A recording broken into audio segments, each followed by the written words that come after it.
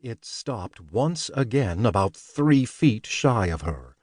For a while there was nothing but the sound of the wind racing along the ground. In due time the girl opened her mouth to speak.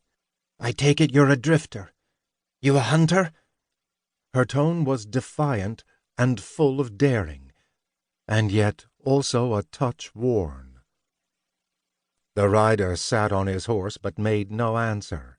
She couldn't see his face very well because he had a wide-brimmed traveler's hat low over his eyes and was covered from the nose down by a scarf. Judging from his powerful frame and the combat utility belt, half revealed from his faded black long coat, it was safe to say he was no seasonal laborer or merchant dealing with scattered villages.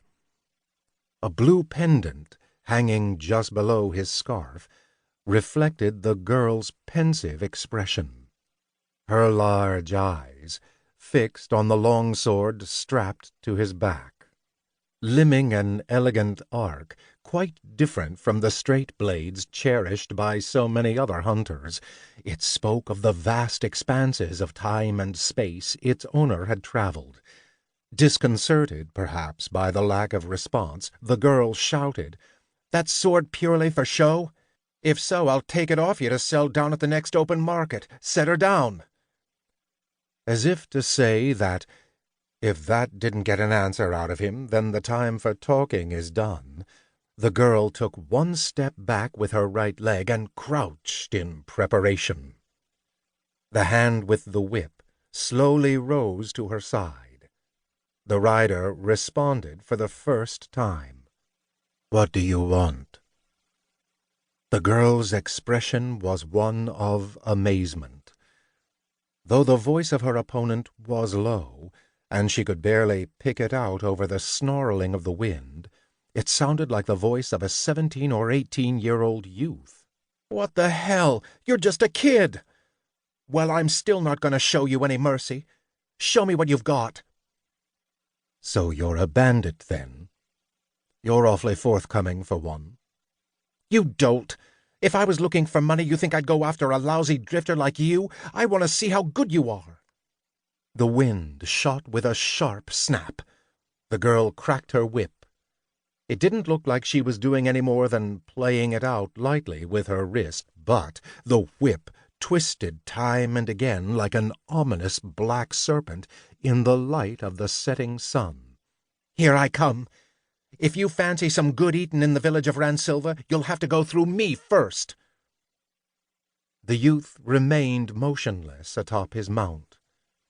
He didn't reach for his sword or for his combat belt. What's more, when the girl saw how nonchalant he remained when challenged to battle by a good-looking young lady who gave no reasons but showered him with a murderous gaze, a tinge of consternation rushed into her expression.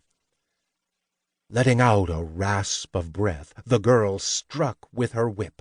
The weapon was made from intertwined werewolf bristles painstakingly tanned over 3 long months, with applications of animal fat.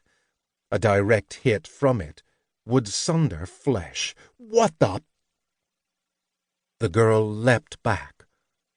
Her expression changed.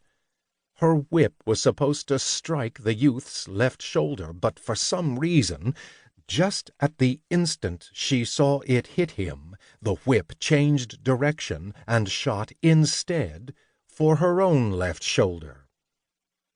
The youth had reversed the vectors of the whip without the slightest injury to himself and turned the attack back upon its source. To grasp the speed and angle of that black snake striking so fast it escaped the naked eye, and have the reflexes to do something about it, was something that defied description. "Damn it, you're good!"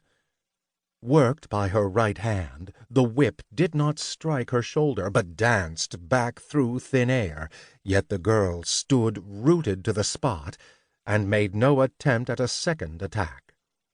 She realized his fighting skills were as high above hers as the heavens were over the earth. "Out of my way, please." The youth